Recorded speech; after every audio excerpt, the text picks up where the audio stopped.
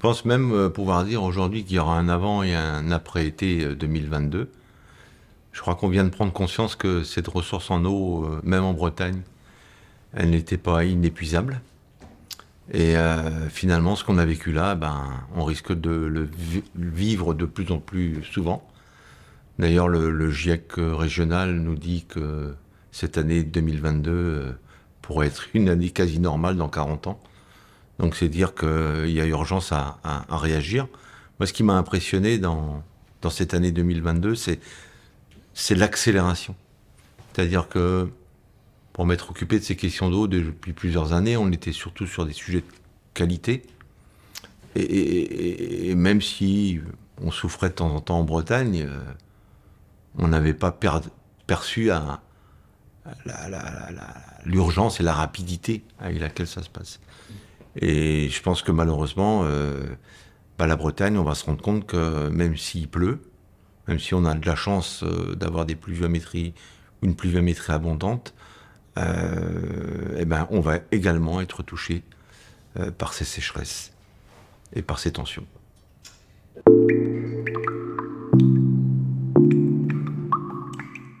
L'organisation politique de l'eau en France, elle date de 1964. En 1964, il y a une fameuse loi sur l'eau qui était assez exceptionnelle d'ailleurs pour l'époque, qui a fait référence dans le monde entier, autour de 3 grands thèmes finalement. Le premier, c'est de créer ce qu'on a appelé les grands bassins hydrographiques.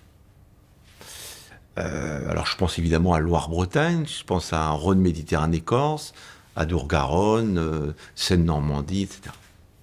D'ailleurs, il y a une particularité que vous remarquerez, c'est qu'on a rattaché la Bretagne à la Loire, alors qu'on a 2 systèmes hydrographiques complètement différents. Mais vous remarquerez qu'on a rattaché aussi la Corse à Rhône-Méditerranée. Je pense que en 64, le législateur n'avait pas du tout envie de donner de l'autonomie sur la question de l'eau, ni à la Bretagne, ni à la Corse. Mais dans l'esprit des grands bassins hydrographiques, la Bretagne est rattachée à la Loire. Donc du mont Gerbier-de-Jonc jusqu'à la pointe du Finistère. Et l'idée, c'est d'avoir une cohérence d'action entre l'amont et l'aval. Parce que le fleuve se gère au niveau de son bassin hydrographique. Donc ça, c'est la première force de la loi sur l'eau de 64. La deuxième, c'est d'avoir créé ce qu'on appelle des parlements de l'eau, des comités de bassin. Et en l'occurrence, je préside le comité de bassin Loire-Bretagne qui regroupe 190 personnes. Et qui est très particulier parce qu'il regroupe des services de l'État, des élus, des territoires, régions, départements, EPCI, etc., des acteurs économiques, agriculteurs, industriels, etc., des pêcheurs, des associations de protection de l'environnement, des consommateurs. Et ce Parlement de l'eau, il a une mission importante, c'est de définir les grands enjeux de bonne gestion quantitative et qualitative du fleuve. C'est-à-dire d'assurer la cohérence de la prise en compte des problématiques de l'eau sur ces grands fleuves. Et la troisième originalité de la loi sur l'eau, ça a été de créer ce qu'on a appelé les agences de l'eau, qui sont des agences financières qui perçoivent des redevances sur les mètres cubes que tout à chacun consomme. C'est-à-dire que quand vous payez votre eau, vous payez une redevance à l'agence de l'eau. Et ça, ces redevances au niveau national, ça pèse 2 milliards d'euros par an. Et avec cet argent des redevances, on redistribue des aides financières aux agriculteurs, aux industriels, aux collectivités, pour assurer la bonne gestion quantitative et qualitative des eaux. Donc vous voyez, c'est quelque chose d'assez fort, cette loi de 64, qui encore une fois a fait référence au niveau international, et qui a pour mission de bien gérer ce bien commun. Alors, vous allez me dire, mais comment, avec une loi aussi puissante, qui a été complétée par la loi de 92, qui a décentralisé tout ça, en créant ce qu'on appelle les SAGE, schéma d'aménagement de gestion des eaux, plus près des territoires, parce que vous savez, quand vous êtes à Orléans, c'est difficile de gérer les problématiques de la Bretagne. Surtout quand vous êtes sur la Loire, les problématiques de l'eau ne sont pas du tout les problématiques de la Bretagne. Donc, le législateur s'est rendu compte qu'il y avait là une faiblesse et il a décentralisé l'action auprès de schémas d'aménagement de gestion des eaux plus locaux. Donc vous dites, mais on peut se dire, mais comment ça se fait qu'avec un tel dispositif, on en soit à une telle dégradation de la qualité des eaux ou à si peu d'anticipation sur ce qui nous arrive. Il y a deux problèmes majeurs aujourd'hui autour de ces questions en France. La première, c'est que le périmètre hydrographique n'est pas un périmètre politique. C'est-à-dire que le périmètre hydrographique, c'est le fleuve. Et ceux qui décident dans le fleuve, donc les administrations, qu'elles soient régionales, départementales, n'ont pas le même contour. Et n'ont pas forcément les mêmes intérêts entre l'amont, l'aval, la ville, la campagne, etc. Et un fleuve, ça se gère de l'amont vers l'aval. Et la difficulté, c'est que le périmètre hydrographique n'a pas la puissance politique qu'il devrait avoir pour afficher et appliquer les bonnes mesures. Ça, c'est le premier point. Et le deuxième point, c'est que la politique de l'eau, qui est une politique intéressante en France, encore une fois, sa principale difficulté, c'est qu'elle ne parle pas aux autres politiques publiques. Et on sait bien, par exemple, en Bretagne, que le problème de l'eau en Bretagne, ce n'est pas un problème environnemental. C'est un problème de développement économique, d'aménagement du territoire et d'urbanisation. Et finalement, la qualité de l'eau de nos fleuves, elle ne dépend pas de la politique environnementale. Elle dépend de la manière dont on va gérer l'agriculture, gérer l'urbanisation, gérer le foncier, gérer l'aménagement du territoire. Et c'est ça la difficulté. C'est qu'on a encore pensé jusqu'à très peu de temps qu'on pouvait tout faire, qu'on pouvait tout utiliser. Non, tout est dans tout.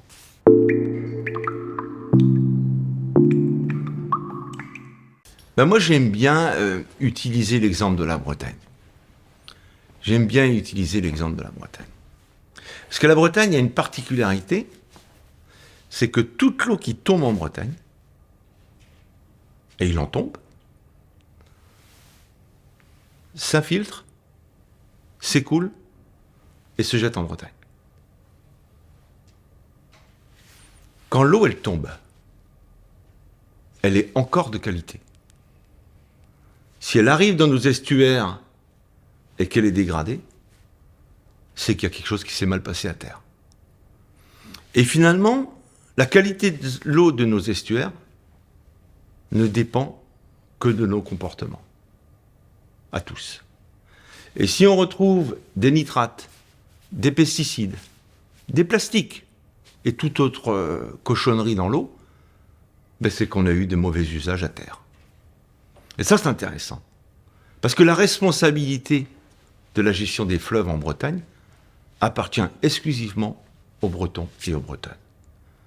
Et ce qui est d'autant plus intéressant en Bretagne, c'est qu'on a 21 fleuves, ou 21 petits fleuves, avec des caractéristiques bien particulières, et les uns et les autres.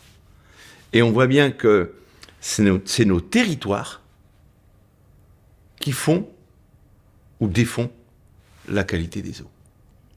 Et ça nous responsabilise, c'est-à-dire que rien ne se perd. Rien ne se perd.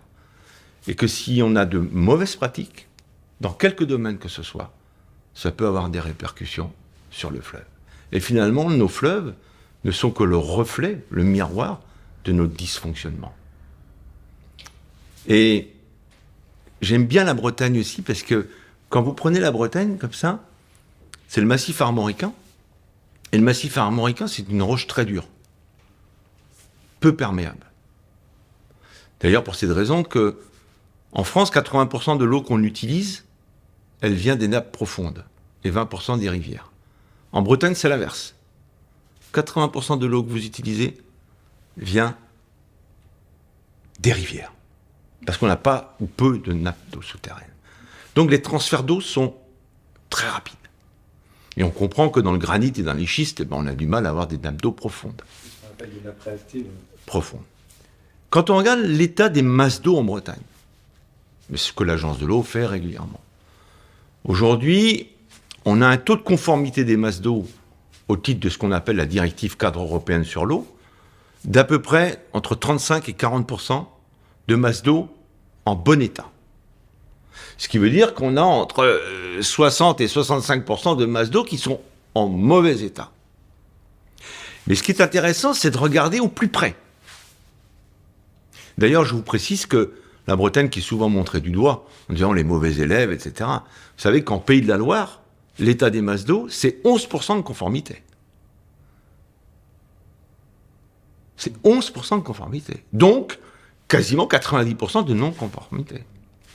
Et ce qui est intéressant quand vous regardez la Bretagne, c'est de vous dire que quand vous êtes à la pointe du Finistère, ou en Finistère, vous avez quasiment entre 60 et 65% des masses d'eau conformes.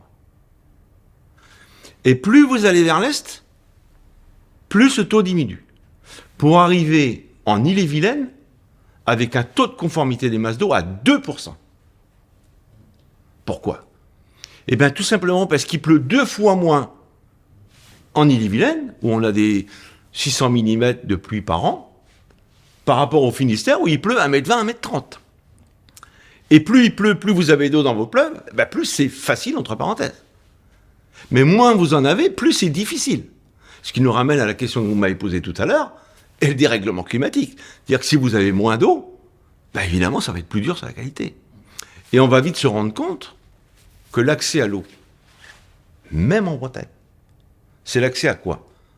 À la vie, c'est l'accès à la santé, c'est la biodiversité, évidemment, mais c'est aussi le développement économique. C'est aussi l'industrie. C'est aussi le tourisme. Et cette eau qu'on pensait inépuisable, eh ben on va se rendre compte qu'il va falloir la ménager et mieux la partager. Et surtout, mieux la préserver. Et donc là, on est au cœur, finalement, de ce que je vous disais tout à l'heure sur l'aménagement du territoire. Et c'est bien la manière d'aménager le territoire, de sauvegarder le grand cycle de l'eau, de préserver les zones humides, de préserver les talus, les haies, de limiter les écoulements, de garder l'eau dans nos sols. C'est bien ça qui est en jeu aujourd'hui. Et c'est un peu contraire à tout ce qu'on a fait en termes d'aménagement rural depuis 40 ans.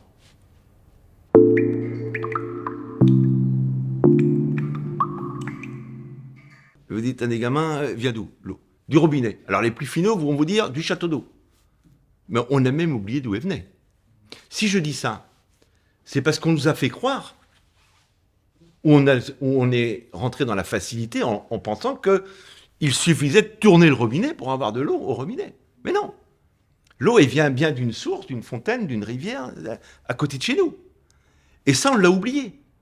On a oublié que l'eau était une ressource naturelle fragile, puisqu'on en avait partout. Alors nous, en plus, les Bretons, on est un peu perturbés, parce qu'on est en plus entouré par la mer, donc on pense qu'il y en a partout. Et on pense qu'il n'y a pas de sujet. Et là, il y a eu, finalement, de notre part à tous, une certaine forme Naïveté. Pardon ? De naïveté. De naïveté et puis d'inconscience collective, en pensant que, voilà, on trouverait toujours la solution technique. Eh ben non. Eh ben non. Et vous vous rendez compte qu'aujourd'hui, par exemple, en Bretagne, on en est arrivé à certains endroits à imaginer dessaler de l'eau de mer. Moi, j'ai été frappé cet été par plusieurs choses. On a failli couper l'eau à Nantes Métropole parce que le biseau salé marin rentrait dans l'estuaire de la Loire parce qu'il n'y avait pas assez d'eau douce à pousser. 600 000 habitants quand même. Les rendements en pommes de terre et en haricots verts en Bretagne cet été, c'est moins 50%. La taille des huîtres cet été, croissance moins 15%. La taille des moules cet été, moins 20%. Pourquoi ? Parce que pas assez d'eau douce à arriver sur le littoral. Quand vous cumulez tout cela, vous vous dites, mais attendez, est-ce qu'on a pris la mesure de ce qu'était l'eau dans notre environnement ? Non. Prenez une autre politique qu'on a développée ces dernières années, c'est de rendre accessible et navigable le canal de Nantes à Brest, ou les canaux de Bretagne. Mais bientôt, il n'y aura plus d'eau dans les canaux, tout simplement. Alors, ce qui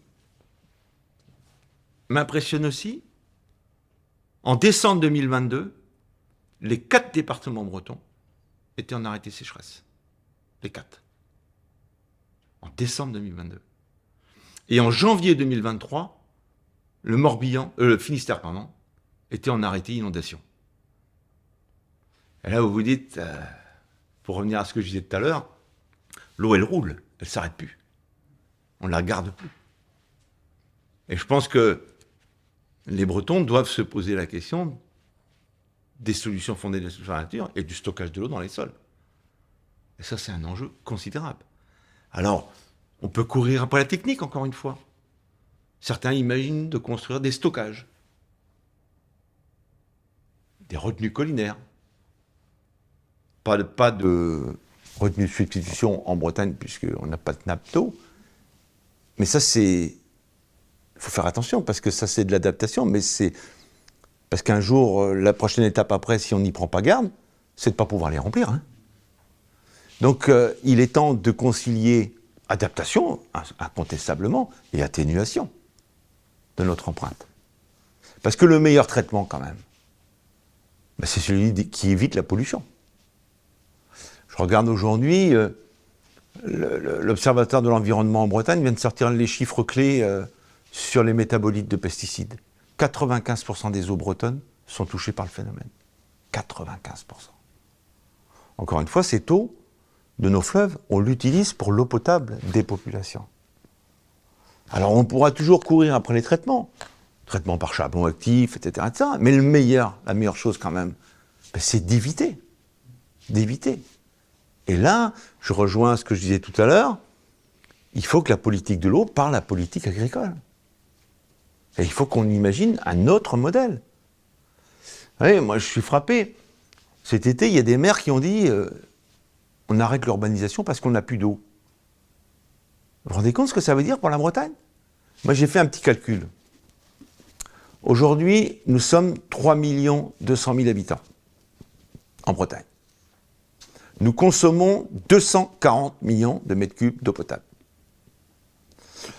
On estime, au doigt mouillé, parce que personne ne sait, que la consommation d'eau privée, c'est-à-dire les captages privés, ça serait entre 70 et 100 millions de mètres cubes. Donc on peut l'estimer. Moi, je pense que c'est plutôt 150 à 200 millions. Mais ça, personne ne le sait. Mais ce que je veux dire par là, c'est qu'on nous annonce la Bretagne à 3 800 000 habitants. Et rapidement, puisque quand on prend les chiffres de l'INSEE, c'est 2040. Puisque la Bretagne, de par son climat, va devenir attractive. On va vivre les premières migrations climatiques. Vous vous rendez compte? Alors certains disent, ouais, c'est super, la Bretagne, on va gagner de la population, etc. Oui, mais la question qu'il faut se poser, c'est comment on va faire pour les alimenter en eau. Parce que si vous faites une règle de 3 200 000 habitants, 240 millions de mètres cubes d'eau potable, 3 800 000 habitants, il vous manque 50 millions de mètres cubes. 50 millions de mètres cubes, c'est le stockage de la plus grande retenue d'eau douce de Bretagne qu'est Guerre-les-Dents. Ben aujourd'hui, on n'a pas la disponibilité. Donc si on ne change pas nos comportements de consommation, on va droit devant des tensions. Tensions sur les usages, tensions sur les priorités d'usage. Et vous savez, moi je travaille actuellement sur le dossier de Sainte-Soline. Ben attention, hein, parce qu'à Sainte-Soline, on vit la bataille de l'eau. Et moi j'ai vu un territoire meurtri. J'ai vu un territoire de détresse, avant tout, autour de la question de l'eau, et des choix stratégiques.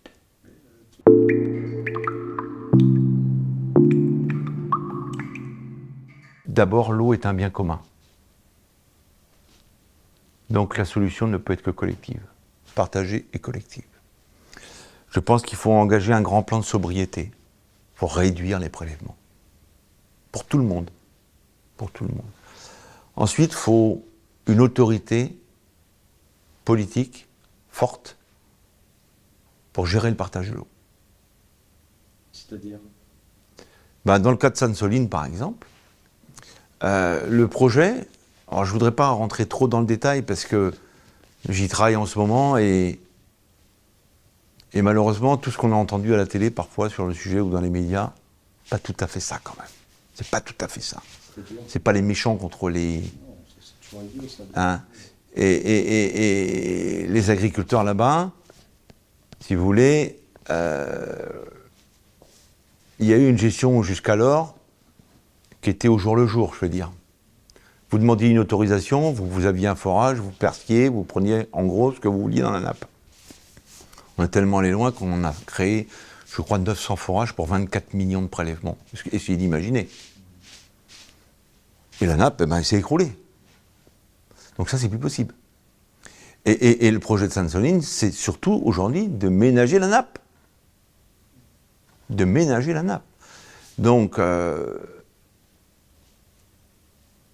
si on veut ménager la nappe, il faut la contrôler. Il faut tout contrôler. Prélèvement public et prélèvement privé. Et puis ensuite, il faut accompagner toutes les adaptations qu'on pourra imaginer à une transformation du modèle agricole.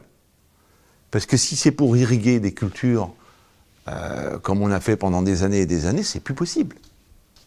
Donc il va falloir que ça s'accompagne par une transition agroécologique puissante. D'ailleurs, ce qui devrait conditionner les financements publics. Donc, ce que je veux vous dire, et les Espagnols nous le démontrent assez bien aujourd'hui, c'est que ce modèle intensif autour des fruits et légumes qu'ils ont développé, eux, ils ont construit des stockages bien avant nous. Mais aujourd'hui, le problème, c'est qu'ils ne peuvent même plus les remplir. Donc, vous voyez, si on n'accompagne pas l'adaptation avec un engagement très fort sur l'atténuation, on n'y arrivera pas.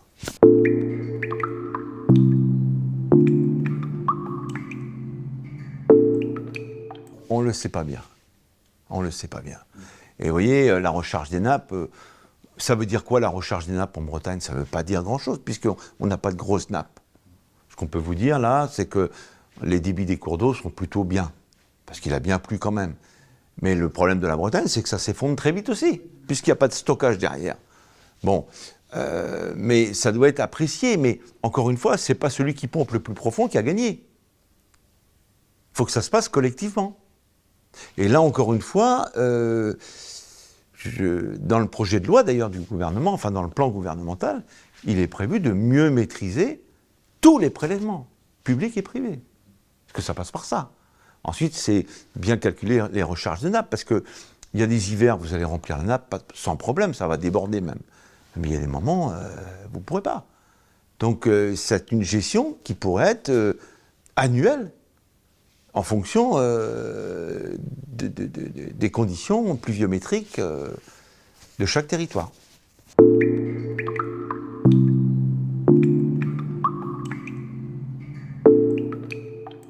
Que ce soit le président de la République qui présente le plan eau, démontre la prise en compte quand même par l'État de la situation.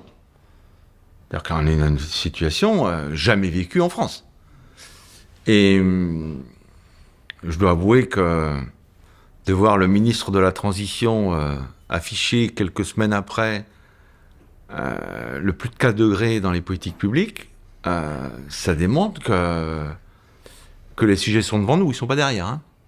Ça veut surtout dire que les accords de Paris n'ont pas été respectés. Ah ben non mais attendez. Mais bien sûr. Et il y en a pour tout le monde. Et encore une fois, c'est pas la politique environnementale qui va réussir tout seul. Hein. C'est qu'il faut qu'on change nos comportements dans notre alimentation, dans nos modes de déplacement, dans nos modes d'organisation, enfin, etc. Il faut que les autres politiques publiques comprennent que l'enjeu climatique est un enjeu majeur. Donc, ça c'est le premier point. Le deuxième point, il y a 53 mesures, elles étaient attendues. Bon, on a fixé des objectifs de sobriété, de réutilisation des eaux.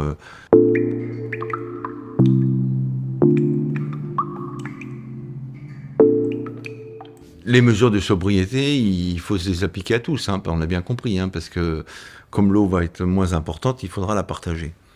Et dans tous les domaines, donc, et notamment dans l'agriculture, qui est quand même gros consommatrice d'eau. Hein. Mais pas le seul, hein, l'industrie aussi. Hein, l'énergie, 80% d'énergie produite en France a besoin d'eau. Et quand vous savez que la température de l'eau augmente plus vite que la température de l'air, nos fleuves sont vraiment malmenés. Donc, alors, les 30 millions ne suffiront pas, soyons très clairs. Encore une fois, on a une incitation financière, mais c'est pas ça qui va changer les choses.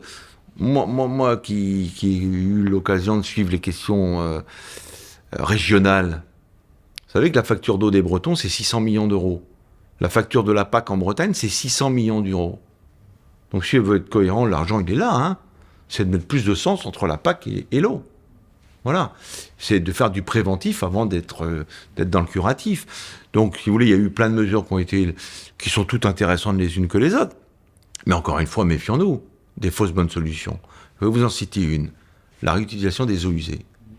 Vous savez que le plus grand fleuve de Bretagne, qui s'appelle la Vilaine, eh ben, le débit de la Vilaine à l'étiage, en basse eau, vous savez, ça correspond à quoi? Ça correspond au débit du rejet des stations d'épuration de Rennes Métropole et de Redon. Ça veut dire que si vous tirez le rejet de ces stations pour faire de la réutilisation des eaux, vous n'avez plus d'eau dans la Vilaine. Donc ça, c'est pas possible. Donc vous voyez, les 53 mesures, bon, ben, ça permet cette prise de conscience, mais ça suffira pas, hein, disons-le clairement. Il faut que... Moi, je crois que le vrai changement sera quand on aura pris conscience que l'eau est au cœur de toutes nos politiques.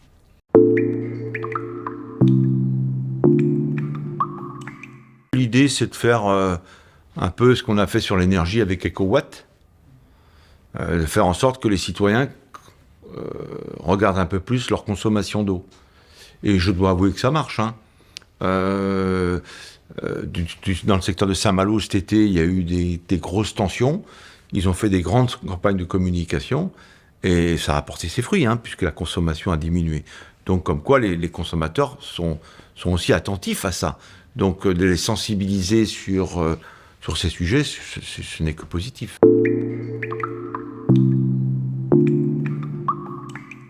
Ah, mais bien sûr que les gens sont inquiets aujourd'hui en Bretagne. Aujourd'hui... encore une fois, il y aura un avant et un après été 2022. Les agriculteurs, pour la première fois, ont eu des baisses de rendement considérables. Pensez bien que les coopératives agricoles qui signent des contrats avec les agriculteurs, ils vont demander demain des rendements, hein, des exigences. Donc c'est on va toucher au rendement, donc à la viabilité des exploitations. Vous avez vu que dans certaines régions, on a été obligé de baisser la production électrique, parce qu'on n'arrivait plus à refroidir les réacteurs nucléaires. Vous avez vu que certaines villes, on a failli couper l'eau. Vous avez vu que même dans des petites communes rurales, on a coupé l'eau. On alimentait les populations avec des camions-citernes. Vous avez vu qu'il y a des maires qui ont dit qu'ils n'autoriseraient plus les constructions chez eux parce qu'ils n'ont plus d'eau. Non, il y a une vraie inquiétude qui s'est installée. Et puis encore une fois, le dérèglement, on le vit tous. On le vit tous. L'année dernière, on a tous vécu la canicule. Et quand on n'avait plus le droit d'arroser son jardin, quand on n'en avait plus le droit de... c'est des choses qui ont marqué. Parce qu'en Bretagne, personne n'avait imaginé qu'un jour, on en soit là. Et moi, je pense que l'éducation à l'environnement, c'est la priorité des priorités. Mais encore une fois, parfois les modalités sont un peu complexes parce qu'on a voulu rattacher l'éducation à l'environnement au fleuve du territoire, ce qui n'est pas idiot non plus. Ce qui n'est pas idiot. Mais du coup, c'est vrai que ça peut retirer des aides financières à des associations qui ont une vision un peu plus généraliste. Et ça, c'est bien dommage.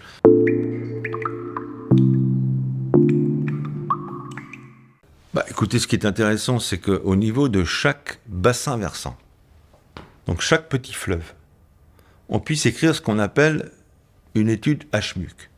Hydrologie, milieu, usage, climat.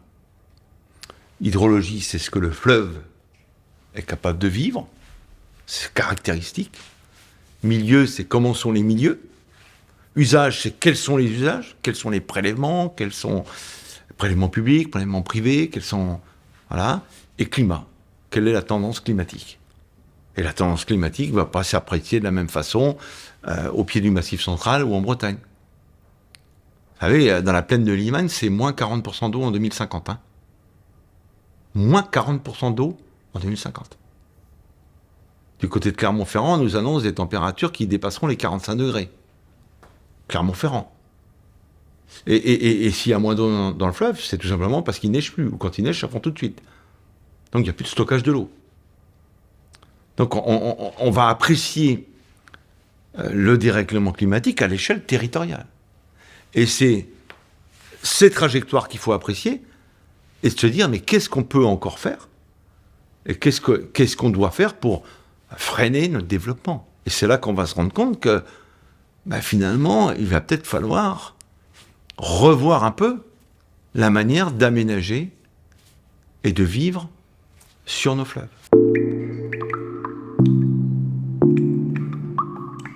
Le plan annonce des dotations financières de plus de 475 millions d'euros par an, grâce au déplafonnement des dépenses des agences. Très sincèrement, je ne crois pas que ce soit uniquement une affaire financière. Je pense que la question de l'eau, c'est avant tout une question de cohérence. Parce qu'il y a déjà beaucoup d'argent qu'on met sur les territoires. Mais il faut déjà les mettre dans le bon sens par rapport à la problématique de l'eau.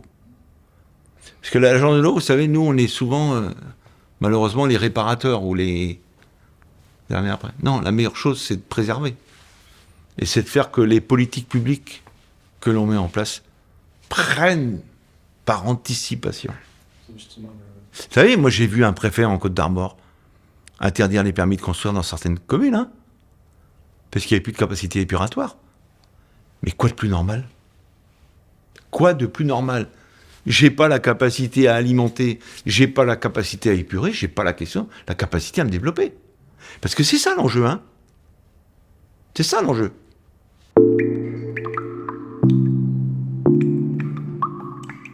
D'abord, je n'aime pas le terme méga-bassine. C'est le terme qu'ils utilisent en tout cas. Non, c'est le terme que certains utilisent. Okay. C'est pas la même chose. Parce que normalement, ce sont des retenues de substitution. Et par exemple, sur Sainte-Soline, aujourd'hui, il y a 900 forages. Il y a 24 millions de mètres cubes autorisés en prélèvement. L'ambition, c'est de tomber à 12 millions de mètres cubes, dont 6 en substitution. C'est-à-dire qu'on pompe l'hiver quand la nappe est pleine, pour remplir les stockages, et pour ne pas pomper dans la nappe l'été. Donc quand vous faites le bilan, vous allez passer d'un prélèvement qui est plus ou moins inorganisé à 24 millions aujourd'hui, à terme, si les stockages se faisaient, à 6 millions de mètres cubes.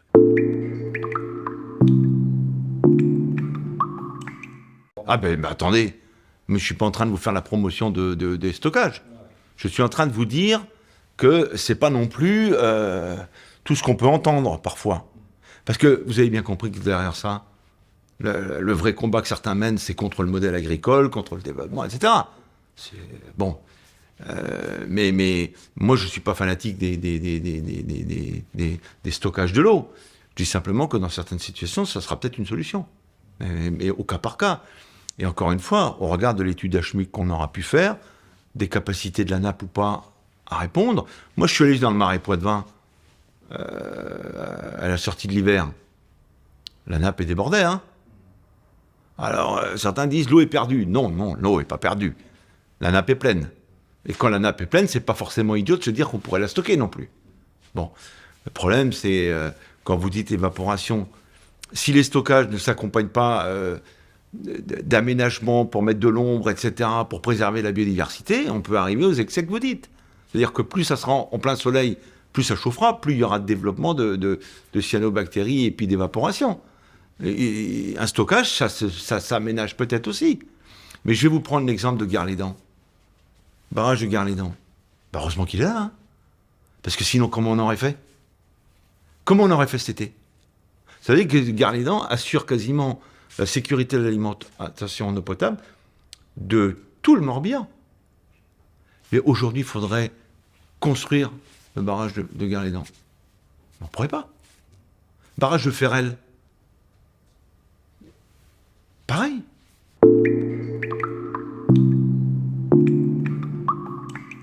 Moi, le BRGM, je veux bien. Ça dépend qui parle au BRGM aussi, hein, parce qu'on est... Rousseau, la présidente. Oui, mais parce que le BRGM, moi, je l'ai... Parce qu'on a fait 150 auditions hein, sur Sainte-Soline. Hein. On a reçu tout le monde. Hein. Parle pas juste de Sainte-Soline. Non, mais moi, je vous le dis. Ouais. Et il y a des collègues scientifiques qui ne sont pas du tout d'accord sur la manière d'analyser Sainte-Soline, par exemple, hein, et dans le même établissement. Donc, encore une fois, on vit dans une période de doute, d'incertitude, de tension, hein, faut faire attention à tout ça. Mais encore une fois, Il faudra se doter de moyens de suivi, d'analyse, mais ça les scientifiques savent faire, pour bien suivre le niveau des nappes et leur qualité, parce que du coup on en a presque oublié la qualité, hein. Mais moins vous avez d'eau, plus c'est difficile, hein.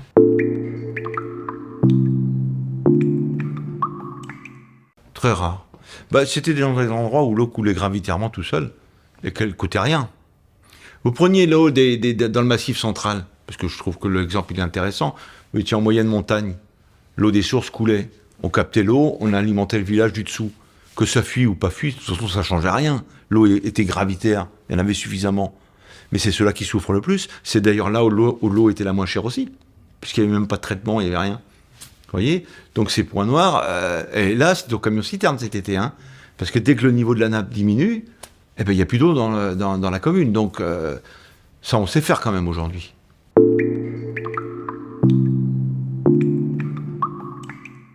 On nous a fait croire pendant des années que le problème du prix de l'eau, c'était le problème de la régie ou de la société privée. Alors c'est vrai qu'il y a eu des abus dans les années 70-80 qu'on connaît tous, mais c'est terminé ça. Aujourd'hui la collectivité gère son bien, elle est capable de... Et quand je vois les efforts qu'il va falloir faire sur nos réseaux, sur nos stations, etc., je crois que le débat n'est plus là. Mais moi ce que je constate en Bretagne par exemple, c'est que là où l'eau est la plus chère, c'est à la campagne. Là où l'eau est la moins chère, c'est à la ville. Quel secteur le plus en difficulté aujourd'hui en Bretagne, à votre avis? C'est le bassin rennais. Il y a le plus de pression. C'est là qu'il y a le plus de pression, c'est là qu'il y a le moins d'eau. C'est là où ils sont le plus dépendants des autres. Et c'est là où l'eau est moins chère. Moi, j'ai en mémoire le maire de Saint-Turial, pardon. Vous êtes au pied des barrages de la Chescanu, utilisés par un Rennes Métropole. Le maire de Saint-Turial reçoit les élus du bassin rennais en présence d'Emmanuel Vargon, secrétaire d'État à l'eau, là. Le maire de Saint-Turial nous reçoit tous, là, et puis il dit moi, Madame la Ministre, moi je veux bien demander à mes agriculteurs de faire des efforts pour ne pas mettre de pesticides, moins mettre d'intrants, etc. Je veux bien demander à ma population de faire attention à leur rejet, parce qu'il y a les barrages de la Chescanu, etc., qui sont en dessous. Mais comment j'explique que l'eau est 2 fois plus chère ici à Saint-Turial que dans l'eau du bassin rennais que je produis? C'est intéressant comme question, hein.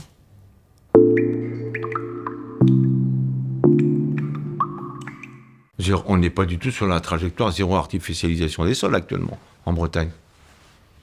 Puisque le SRADET n'est pas encore adopté. Et puis, je regarde un peu ce qui se passe. Il y en a qui courent justement à ce qu'on puisse continuer à faire comme on faisait auparavant.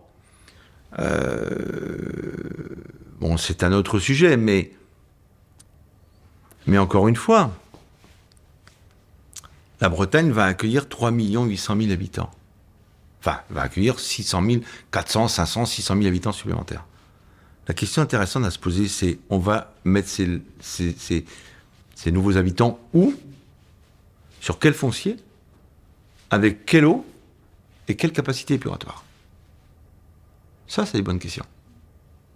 Ça, c'est des questions essentielles. Avant de venir, là, j'ai discuté avec la vice-présidente de la région en charge du dossier, et je lui disais que ça serait important que le SRADET et le stage, de ce point de vue-là, se parlent.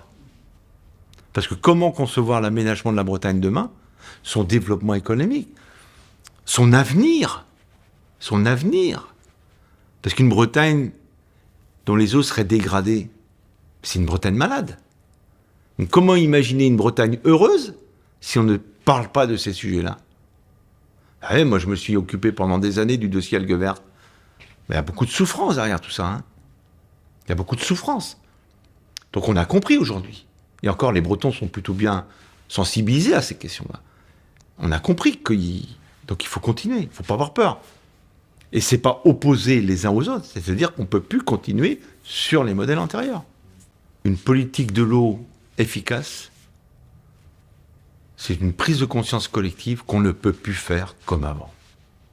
Quel que soit le domaine. Quel que soit le domaine. Et toute activité humaine, quelle qu'elle soit, a un impact sur la ressource. Donc c'est comment on aborde la question. Moi, je vais vous dire, je suis très surpris en France. Et c'est intéressant parce que aujourd'hui, plus vous vous développez, plus vous urbanisez, par exemple, plus vous imperméabilisez les sols, plus vous avez de DGF, dotation globale de fonctionnement pour les communes, plus vous avez de fiscalité, plus vous avez d'aide. Quand vous êtes dans les modèles agricoles, plus vous êtes sur le modèle conventionnel, intensif, plus vous êtes aidé. Et à l'inverse, je le dis d'ailleurs au ministre, quand vous protégez le bien commun, quand vous préservez des fonds de vallée, quand vous préservez des zones humides, quand vous préservez du bocage, vous préservez le bien commun, pour tous. Eh ben vous avez que vos yeux pour pleurer. Pour le propriétaire, si son terrain avait été constructible, c'était 40 ou 50 euros le mètre carré. Là, c'est zéro. Pour l'exploitant agricole, lui, c'est rien, puisqu'il n'aura qu'une zone naturelle à exploiter ou à entretenir, aucune aide particulière. Et pour la commune, c'est zéro. Et bien, je dis ça, c'est pas possible. Et aujourd'hui, si on veut réussir aussi la transition, ben, il faut aider ceux qui font bien.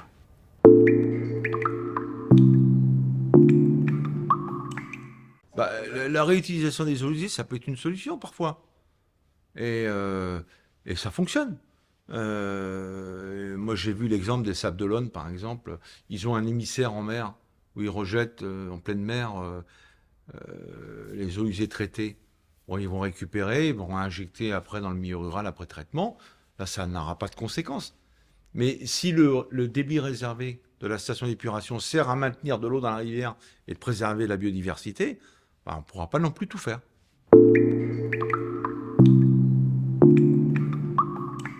Ça peut être une solution technique intéressante. Encore faut-il que la réinjection dans la nappe soit d'une autre qualité.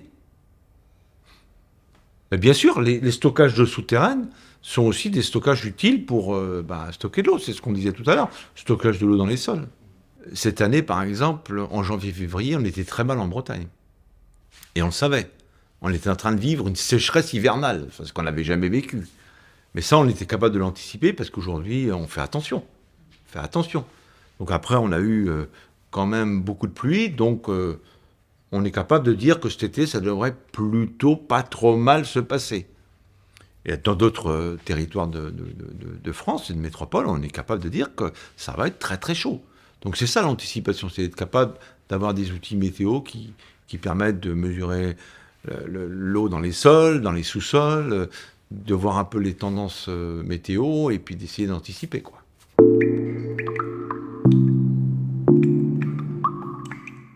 La gouvernance de la politique publique de l'eau aujourd'hui n'est pas bien adaptée puisque le périmètre hydrographique n'a pas de légitimité, ou si peu.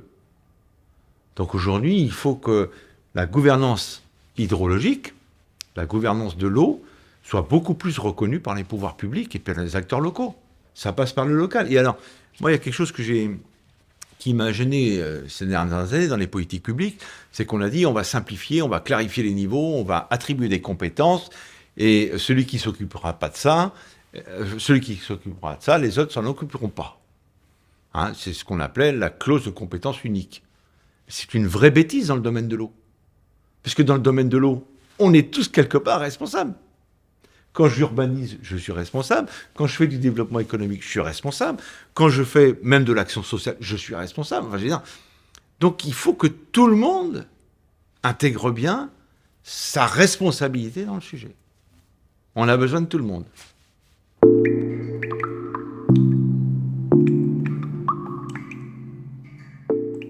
À un moment donné, si on ne progresse pas sur le sujet, on aura de plus en plus de personnes qui diront qu'il faut attribuer un statut juridique à la nature et au fleuve.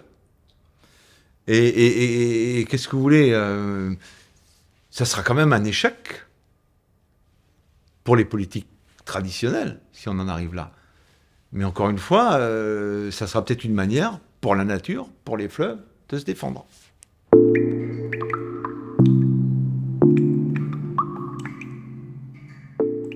Moi, j'aime bien l'idée des États généraux de l'eau. Et que chaque niveau de collectivité, chaque acteur économique, chaque citoyen s'empare du sujet de l'eau et regarde finalement à travers l'eau sa vie et ce qu'il pourrait faire pour contribuer à une meilleure gestion de ce bien commun. Vous savez, il n'y a plus grand-chose qui fait société aujourd'hui. Hein. Et ce sujet est difficile, mais c'est quelque chose qui nous relie tous. Vous savez, en Bretagne, les villages, les chapelles, les églises, tous les lieux un peu symboliques, imaginaires, se sont créés autour de l'eau. Pourquoi ? Parce que l'eau reliait les hommes et les femmes. Et l'eau était source de lien et de protection. Et finalement, on a perdu ce lien. On a perdu ce lien avec le robinet. Et ben, si j'avais un souhait, eh ben, c'est qu'on retrouve ce lien. Et il faut qu'on redécouvre qu'au pied de chez nous, on a des ruisseaux, des rivières qui alimentent un fleuve. On ne connaît même plus la géographie du fleuve. On ne sait même plus où elle prend sa source, ni où il se jette. On ne sait même plus les vocations du fleuve.